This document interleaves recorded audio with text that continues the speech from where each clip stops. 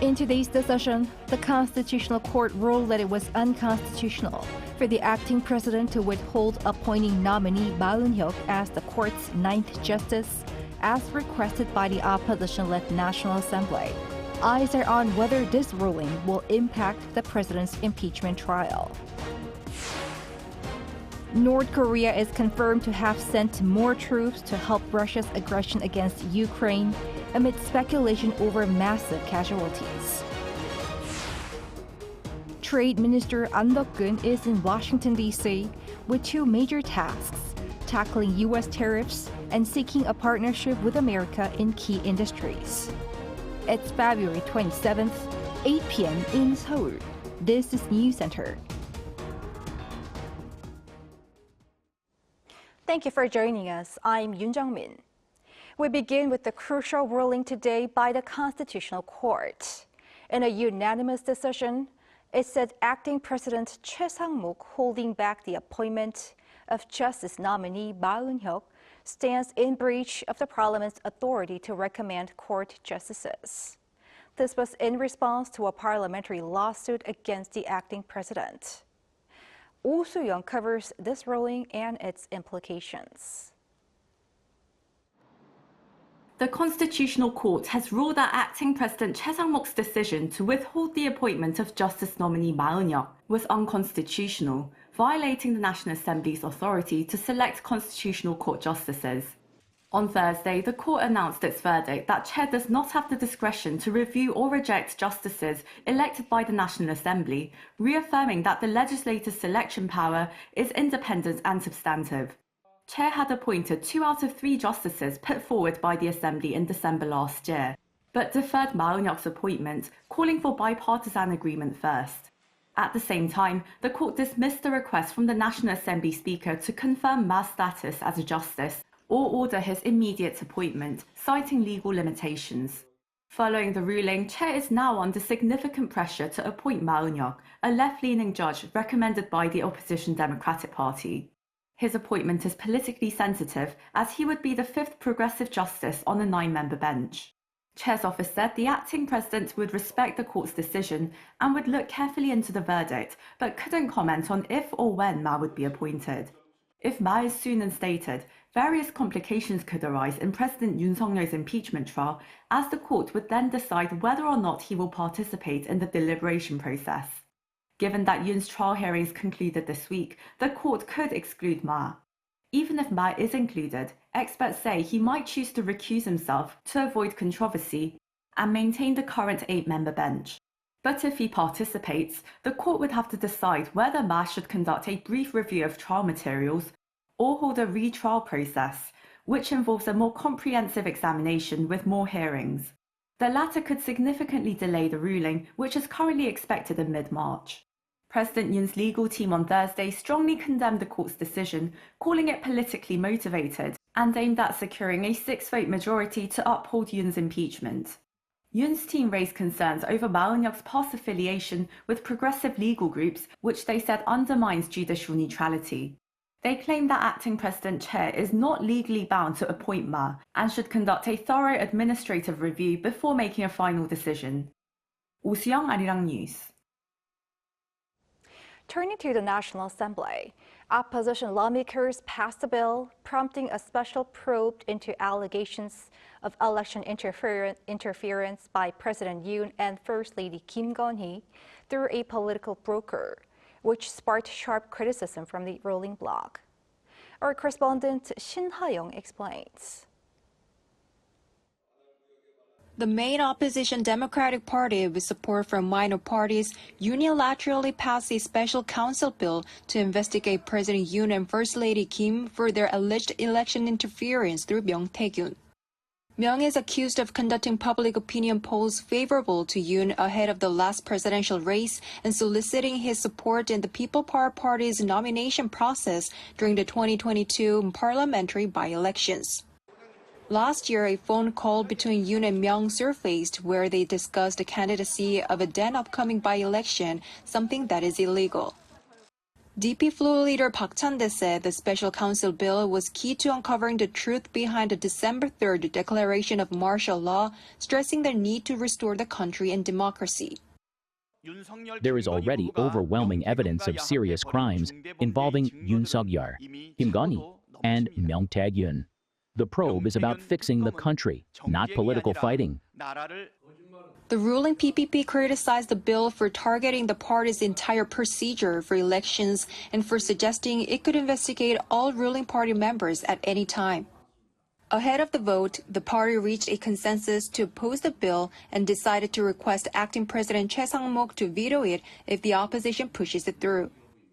Its floor leader Kwon Sung-dong called the appointment of a special counsel a political move for an early election. The special counsel bill is a political scheme by Myung Tae-gyun and the Democratic Party. The DP claims the case was a trigger for a martial law declaration, but it's just a baseless delusion. Along with the special counsel bill, the Assembly passed a bill backed by both parties aimed at supporting the semiconductor industry by offering greater tax incentives to chip makers. The bill raises the tax credit rate for companies investing in facilities in national strategic industries, including chips and secondary batteries. However, the vote on the opposition-led Commercial Act amendment was postponed, with Speaker Woo Won-sik calling for more talks due to the sharp divide between the parties. As the Speaker, I've decided not to put down the revision of the Commercial Act at today's plenary session to encourage more talks between the parties. I urge the parties to keep discussing it until the next session.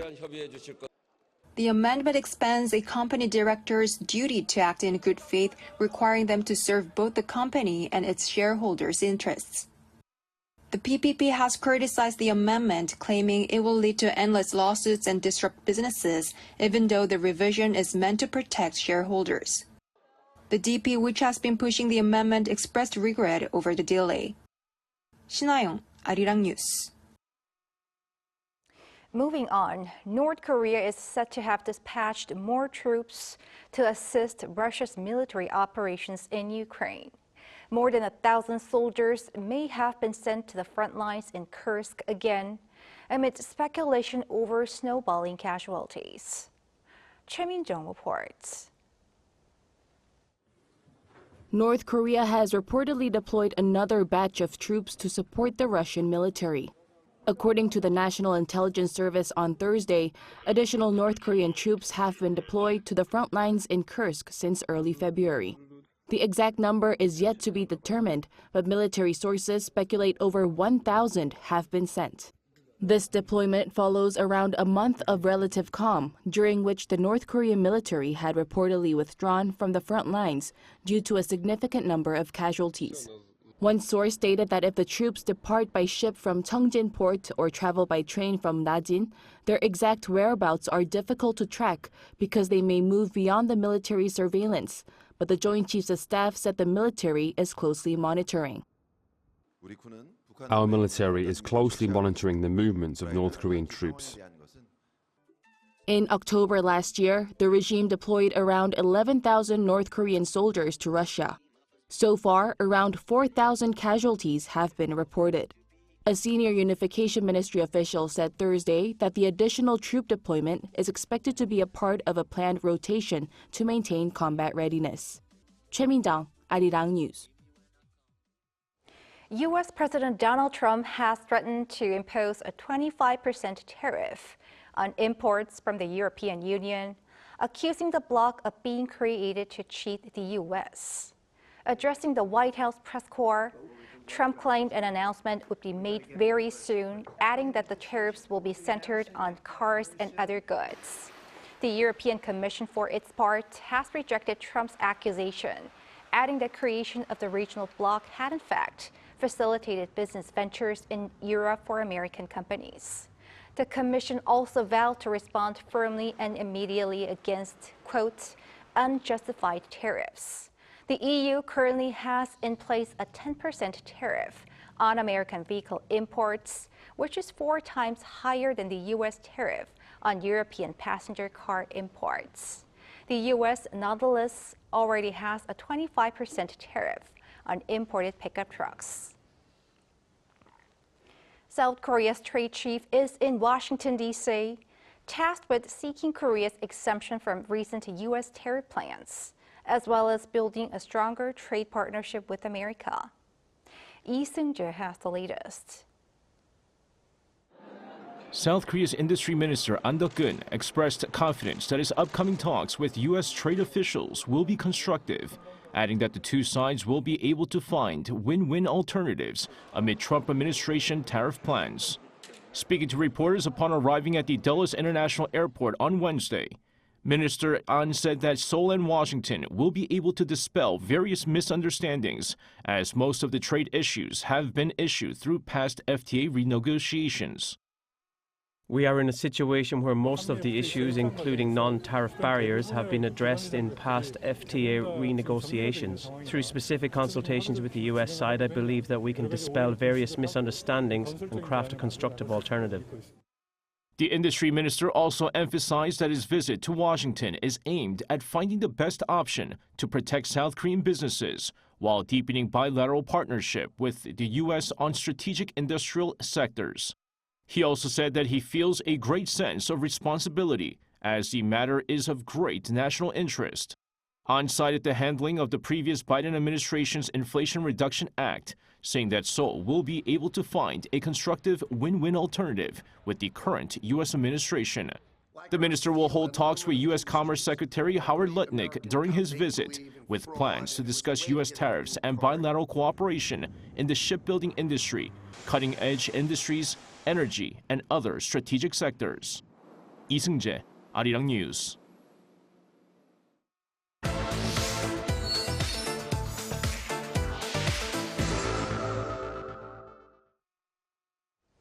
Korea's southern port city of Busan is hosting an annual drone show, the largest in Asia, celebrating its 10th anniversary. This year, drones for defense took center stage.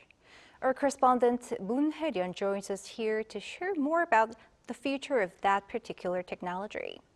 Hae-ryun, tell us about what you saw at Drone Show Korea. Well, Jung-min, as drones become increasingly more autonomous and able to carry out a variety of different functions, they're beginning to change the face of future warfare. So let's take a look at some examples. When you think of a drone, what image comes to mind? For many, it's a small full-propeller device hovering in the air. But what truly defines a drone is not its shape or size. It's the fact that it operates without a pilot on board.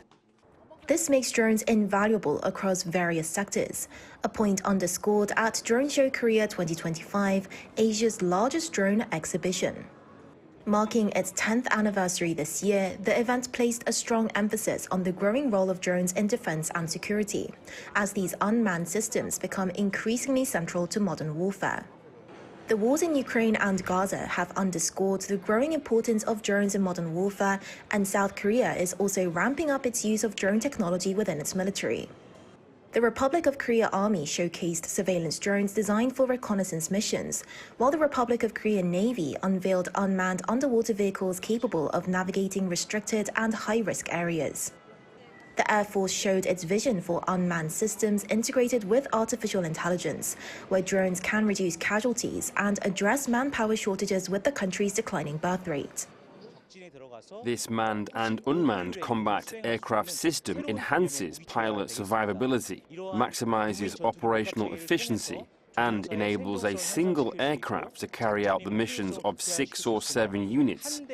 As a result, it is considered a game-changer in future warfare. Recognizing its strategic importance, South Korea is investing significant effort and resources into its development. South Korean drones are also gaining popularity around the world, such as in Southeast Asia, as they search for alternatives to cheap Chinese drones, with security issues becoming more prominent. This company not only develops surveillance and attack drones for the Korean Army, but also exports smaller drones to the Philippines, where they're used to make the streets safer.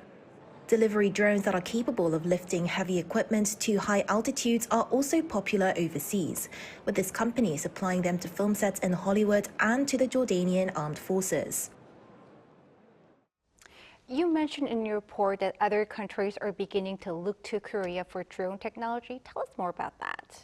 So during the event, when I spoke to many industry insiders, I found that many South Korean drone firms are beginning to export their products overseas. And rising demand was reflected in South Korea's drone exports, which saw a surge of more than 260% last year, according to trade data from the Korea International Trade Association. And this comes as the U.S. government seeks to tighten regulations on drone components and technology with the intensifying U.S.-China tech war. One thing that sets South Korean drones apart is our advanced technology in secure communications. We've developed systems that can block unauthorized signals, prevent external intrusions, and neutralize potential threats. In this area, we're ahead of many other countries. Citing security concerns, the U.S. Bureau of Industry and Security has warned that China's dominance in the global drone market poses significant risks, particularly in areas related to data security and potential misuse. Well, in that case, what can be done to foster this growing sector? So despite the growth in drone exports last year from South Korea, South Korea's drone industry actually remains relatively small in the global drone market. And thus far, local governments have taken the lead in regulatory reforms. In July last year, the city of Seongnam established dedicated drone parks and expanded anti-drone countermeasure protections, while the city of Pocheon began administrative procedures to reclaim a former military base to transform it into a hub for drone manufacturing. To foster further growth and expand exports, industry experts stress the need for regulatory reforms and government support, particularly as South Korea's drone sector is dominated by small and medium-sized enterprises and startups rather than large conglomerates. Interesting. Thanks, Hiran, for the report. Thank you for having me.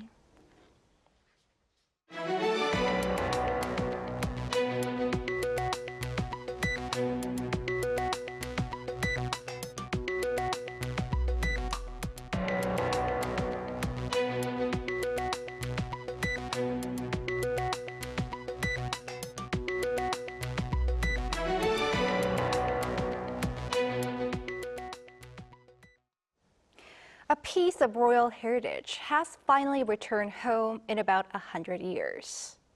Our Yi covers its journey back and its importance. The centuries-old piece of royal heritage has finally made its way back home. This is believed to have been the nameplate of Seonwonjeon Hall within the grounds of Gyeongbokgung Palace, one of the four main royal palaces of the Joseon Dynasty. Seonwon means the origin of jade. The hall was considered the most sacred hall within the palace, home to the portraits of past kings and royal rituals. This month, the Korea Heritage Service successfully repatriated the nameplate from Japan. It is unclear how the plaque ended up there, but it's believed to have been taken by the first Japanese Governor-General of Korea in the early 1900s, during the Japanese colonial period. The plaque features gold letters on a black lacquered background, with intricately carved cloud patterns on the frame, featuring its prestigious significance and exceptional artistic quality. The nameplate was first publicly discovered in 2023 when it appeared at a Japanese antique auction.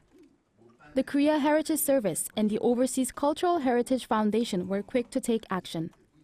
The return of this priceless cultural heritage was made possible through negotiations and sponsorship from gaming giant Riot Games.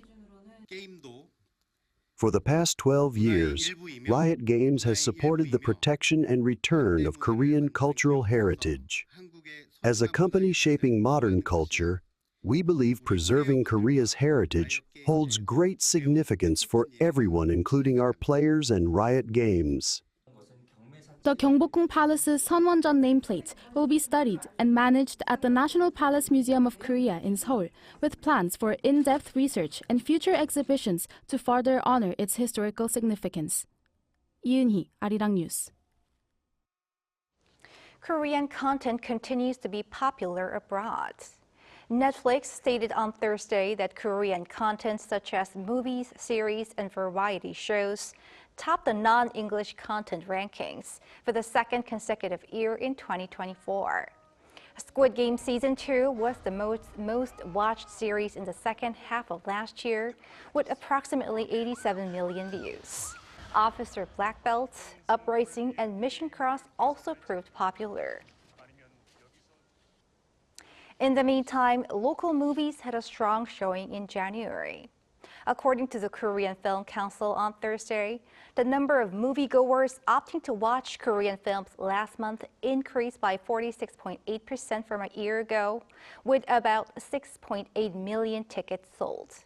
Harbin topped the box office with more than 2 million people watching the movie in January.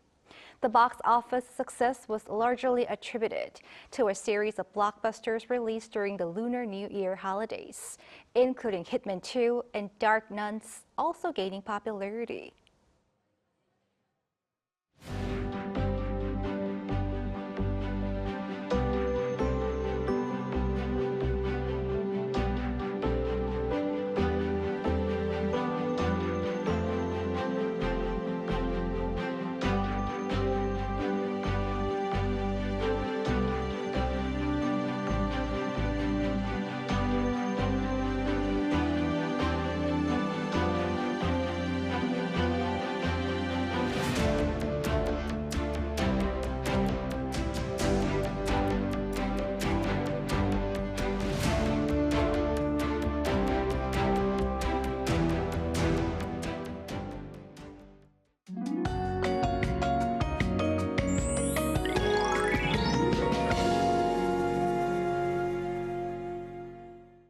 As the season is turning into spring, the temperatures suddenly rise sharply and the daily temperature differences become large. Tomorrow, the daytime temperature will move up to 12 degrees Celsius in Seoul, widening the temperature gap to nearly 10 degrees. Thus, it accumulates as the atmosphere is somewhat stagnant with a rise in temperatures. The quality level will stay at a bad level in the Seoul metropolitan area, western parts of Gangwon-do province, and Chungcheongbuk-do province. It will be relieved as rain clouds come around the day after tomorrow. Tomorrow, most areas will start off at above 0 degrees, with Gwangju at 5 degrees Celsius. Daily highs will rise up to 14 degrees in Daejeon and Gwangju, and 15 degrees in Busan and Jeju. More rain is forecast during the 3.1절 holiday, and there is a possibility of heavy snow in the eastern part of Gangwon-do province. That's all for Korea. Here are the weather conditions around the world.